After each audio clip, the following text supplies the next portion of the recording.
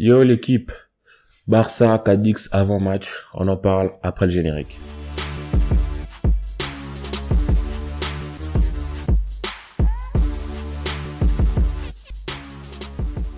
Mais tout d'abord, j'aimerais t'inviter, toi qui me suis, si tu ne l'as pas encore fait, t'abonner, tu peux liker la vidéo, parce que je remarque que il y a quand même un grand nombre de personnes, enfin pour mon nouveau compte, qui suivent la vidéo, mais qui sont pas forcément abonnés. Donc tu peux t'abonner, activer la cloche de notification parce que je fais une vidéo pour à peu près toute l'actualité du Barça. À chaque fois qu'il y en a une un peu croustillante qui revient souvent, j'en parle et pour essayer de créer la conversation avec vous, quoi. Vous êtes un peu comme des filles, je suis l'homme, je viens vers vous. Et j'essaie de créer la conversation avec vous et vous pouvez m'écrire dans les commentaires ce que vous en pensez ou me suivre sur les réseaux sociaux. Il y a le lien de mon compte Twitter et de mon compte Instagram. On peut toujours en parler, vous m'écrivez, on en parle. J'attends que ça. Alors, Barça Cadix, franchement, moi tout ce que j'attends de cette équipe, c'est qu'elle nous montre une animation offensive différente que celle contre Grenade. Parce que quand on a joué contre Grenade, le problème n'a pas été le manque d'attaquants, je trouve. Je pense que le problème a été dans comme je vous ai dit, un problème dans la créativité, un problème dans les transmissions qui étaient trop lentes. Je vous mettrai la vidéo quelque part là. J'espère que franchement, Coman pourra modifier ça. J'espère qu'il a vu ça. Parce que déjà, Coman, il est dans la tourmente. Selon la presse, il serait déjà sur le départ. Laporta sera en train de finaliser, de trouver un autre entraîneur. Et il compte le limoger pendant la trêve internationale pour ne pas créer de cassure entre l'entraîneur et les joueurs. Parce que à peine il le limogerait tout de suite, en fait, on saurait pas quoi faire, comment on joue jeudi. Donc, voilà. Donc, Coman ou pas, Xavi ou pas, peu importe ce que vous prenez, Guardiola, pour moi, l'animation offensive doit être différente, qu'il y ait les joueurs ou non. Déjà, Ansu Fati ne sera pas de retour, je pense, il jouera probablement contre Levante, selon la presse et selon toute vraisemblance, et Baldé blessé, il a une lombalgie, il jouera pas. Donc, je vous mets mon 11 là-dessus. Là-dessous, en fait, juste à côté, vous allez voir comme d'habitude. Et on commence. Moi, je partirai avec une défense à 3. J'ai deux systèmes de jeu. D'abord un 3-5-2 et puis un 4-3-3. Un 3-5-2 parce que je pense que offensivement, ça peut être mieux. Ça peut vraiment être mieux si on a un 3-5-2 pour que les pistons se projettent plus et voilà.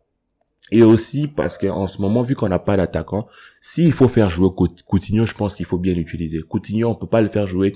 Vas-y, il joue. Parce que Coutinho était un troisième attaquant. On jouait en 4-3-3, c'était un troisième attaquant. Mais il jouait, je trouvais qu'il allait trop sur l'aile, en fait. Et je pense que Coutinho, c'est pas un joueur qui doit aller sur l'aile. C'est un joueur qui, on va dire, il peut être sur l'aile, mais c'est quelqu'un qui rentre toujours vers l'intérieur et qui construit, un peu comme Messi faisait. Le problème, c'est que, lui, il faut lui la liberté de le faire. Faut pas lui dire, vas-y, toi, joue à gauche. Parce que c'est pas ce qu'il peut faire. Il retourne toujours à droite. Donc, mettez-le au milieu. Donc, voilà mon classement. Comme je vous ai dit, je mets Piqué parce que je n'aimerais pas mettre l'anglais. Je mets Piqué parce que déjà d'entrée de jeu, il peut nous servir dans les coups de pied arrêtés. Malheureusement, on peut que compter sur ça. Piqué, Araujo, Eric Garcia, 3 défenseurs, je mets ça. Eric Garcia fait super match. Araujo, que dire. Et comme double pivot, je mets De Jong et Busquets. Je mets Busquets parce qu'il peut nous servir comme numéro 6, là, comme vous savez. C'est quand Cadiz qu'on joue, j'espère qu'il pourra avoir une plus grande vitesse dans la transmission du jeu, dans la transmission des ballons. Mais je pense aussi que ce qui arrive aux joueurs, excusez-moi, je pense aussi à cause de tout ce qui se passe autour du club. Si vous observez les autres clubs en Europe, ils n'ont pas les mêmes problèmes que nous. Au Real, il n'y a pas de problème. À Liverpool, il n'y a pas de problème. C'est juste dans notre club qu'il y a des problèmes sur le terrain, en dehors du terrain institutionnel. C'est compliqué, coach, pas coach. Tout ça fait que les joueurs sont peut-être un peu troublés. Moi, je pense que c'est peut-être ça. Mais d'un autre côté, ce sont des professionnels qui sont censés être au Barça. Donc, on te paye pour ça, fais ça. Donc, au gardien, qu'est-ce que je raconte? Excusez-moi. Au but, le gardien Ter Stegen, vous voyez, défense à 3. Busquets, De Jong pour qu'il se projette un peu, De Jong pour qu'il se projette. Piston gauche, Dest. Je vous ai dit que Baldé jouera pas. Piston droit, je mettrai Mingueza et Coutinho en numéro 10. C'est ça que moi je ferais parce que Coutinho, quand on le met, il faut le faire jouer. Et Depay comme deuxième attaquant. Et le premier attaquant serait Luc De Jong parce que certes, il a raté une occasion vraiment incroyable.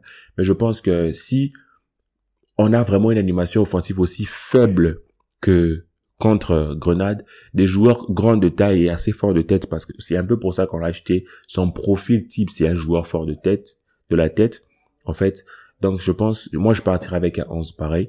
Et l'autre possibilité, si on doit jouer en 4-3-3, c'est je mettrais Eric Garcia Araujo, pas de Piqué, comme le match passé. Je mets Dest, Mingueza, un peu la défense qui a terminé le match de Grenade. Et Busquets, De Jong, et je mets Ricky. J'aimerais bien mettre Gavi, mais je trouve que Gavi, quand il est entré, Certes, c'est lui qui fait le centre pour Arojo, mais il n'a pas vraiment apporté dans la créativité. Moi, je pense qu'il faut, certes, au milieu de terrain, on veut un joueur qui va conserver le ballon, mais on veut aussi de la créativité. Et je pense que Ricky a peut-être un peu plus d'expérience pour apporter cette créativité-là d'entrée de jeu que Gavi. Mais après, comment, je sais pas ce qu'il pense, ça c'est mon avis. Dites-moi ce que vous en pensez dans les commentaires. Après, numéro 10, je mettrai Coutinho avec 2 attaquants, Depay et Demir. Mais je pense que Demir, c'était un joueur sur lequel il faut pas énormément compter pour faire des exploits un peu comme, je sais pas, avec son pied gauche. C'est un joueur, il faudra encore attendre, mais je le mets parce que Cadix c'est pas un gros en face en fait. Et il a peut-être l'opportunité de gagner quelques points. Si Trincao était dans une situation comme la sienne, il aurait peut-être gagné quelques points parce qu'on voit avec Wolverhampton, il fait quand même pas mal de bonnes choses. Donc je mettrai ce 4-3-3 en espérant que De Jong et Mingueza aillent pour faire des dédoublements avec Demir, parce que quand il n'y a pas de dédoublement, il n'y a pas de surprise en fait. Ce qui crée la surprise d'un club, c'est les joueurs qui peuvent permuter, les dédoublements et voilà, différentes sources de buts en fait, si je peux dire. Si vous regardez le Bayern, certes, c'est Lewandowski le buteur principal, mais il y en a plein d'autres. Liverpool, idem, Real Madrid, idem, même si c'est souvent les mêmes joueurs c'est souvent Benzema qui met les plus importants. Mais ce que je veux dire, c'est que j'espère qu'on va pas se reposer juste sur Depay, sinon il va se lancer dans l'individualité, et dans l'individualisme, c'est pas bon pour l'équipe. Donc moi, j'espère que Depay et Demir pourra apporter quelque chose dans la profondeur, et Coutinho pourra organiser tout ça, parce que mettre Coutinho à gauche pour tout le temps revenir, je vous ai dit, ça marche pas pour moi. Donc voilà, ça c'est mon 11. J'espère que cette vidéo t'aura plu. Si tu as aimé le contenu, tu peux lâcher un pouce bleu, tu peux t'abonner, comme je vous ai dit en début de vidéo. Mais sinon, vous me dites ce que vous en pensez, vous me dites ce que vous pensez de ce match, vous me dites ce que vous pensez, désolé, ce que vous pensez de Ronald Koeman. Vous me dites tout en commentaire et je réponds absolument à tout. Et j'essaie de créer une petite communauté pour parler du Barça. Mais je parle pas que du Barça, je parle du foot en général. Pendant les gros matchs, je parlerai d'autres clubs. Certes, la chaîne s'appelle Barça Analyse parce que mon club de cœur, c'est le Barça. Mais il y a d'autres actualités aussi qui en valent la peine. Donc, on se revoit plus tard. J'espère que franchement, je sortirai une vidéo pour dire, waouh, incroyable, 3-0, le Barça gagne enfin. Je ne sais pas. Je ne sais même pas si on gagnait 3-0, est-ce que ça sauverait le cas Koeman? On verra sinon. Merci la famille, portez-vous bien. Ciao.